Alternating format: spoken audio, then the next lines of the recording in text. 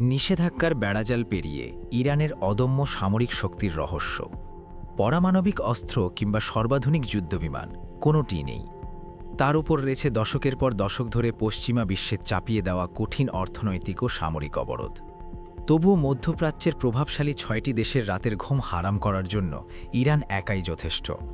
বিশেষ করে শীর্ষ নেতার মৃত্যুর পর দেশটি যেন আরও বেশি আগ্রাসী হয়ে উঠেছে। কিন্তু পরাক্রমশালী আমেরিকার চোখে চোখ রেখে বুক চিতিয়ে লড়াই করার এই সাহস ইরান কোথায় পায়?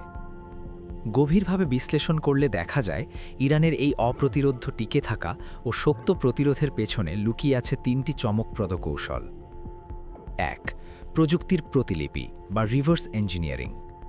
অস্ত্র কেনার উপর আন্তর্জাতিক নিষেধাজ্ঞা থাকায় ইরান এক অভিনব পথ বেছে নেয়। বিদেশি প্রযুক্তি ধার করার বদলে তারা প্রযুক্তি নকল করায় পারদর্শী হয়ে ওঠে। এর সবচেয়ে বড় উদাহরণ হল ২০১১ সাল। সে সময় আমেরিকার একটি অত্যাধুনিক গুপ্তচর ড্রোন ইরানের মাটিতে আছড়ে পড়ে।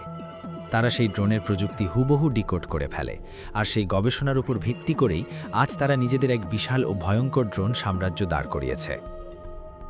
২. নিজস্ব মিসাইল ও ড্রোনের সুবিশাল ভাণ্ডার।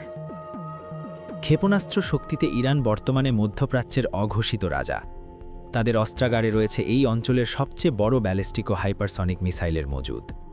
এর পাশাপাশি রয়েছে শাহেদের মতো অত্যন্ত সস্তা কিন্তু চরম ধ্বংসাত্মক কামিকাজের ড্রোন।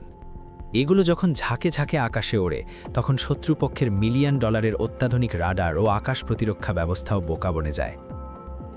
৩. ছায়াযুদ্ধ বা প্রক্সি নেটওয়ার্ক। ইরান খুব চতুরতার সাথে সরাসরি যুদ্ধে জড়ানো এড়িয়ে চলে।